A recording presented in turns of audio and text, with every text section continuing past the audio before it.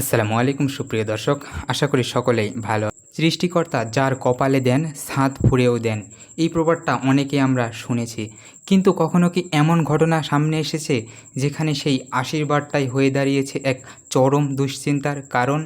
একটি সন্তান চেয়েছিলেন এই দম্পতি, কিন্তু ভাগ্য একসাথে এনে দিল তিনটি ফুটফুটে কন্যা।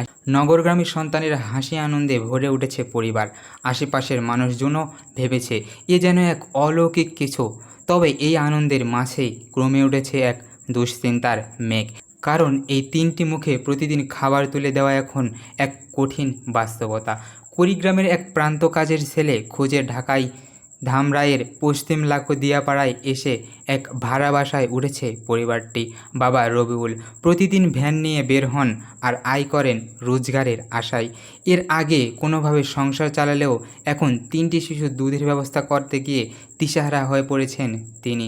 গত 29শে মে দুপুরবেলা ধামরাই উপজেলা স্বাস্থ্য কমপ্লেক্সে স্বাভাবিকভাবে জন্ম নেয় তিনটি কন্যা, রাফিয়া, রিশা আর রোজা।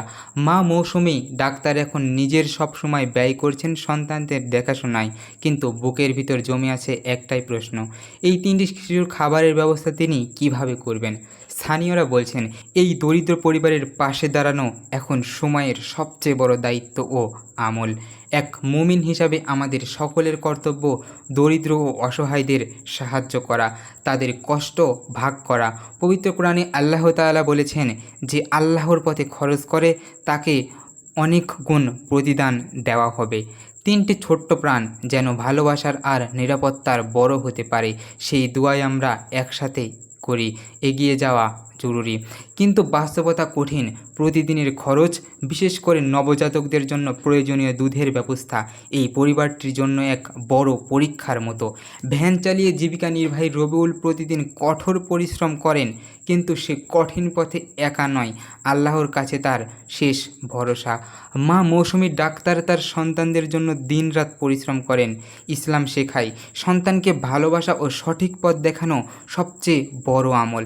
তাদের সুষ্ঠু লালন পালন যেন হয়, এই দায়িত্বে আমাদের সবার। নবজাতকরা ঠিকমতো পুষ্টি না পেলে তাদের শারীরিক ও মানসিক বিকাশে বাধা আসতে পারে, যা ইসলামের নীতির পরিপন্থী।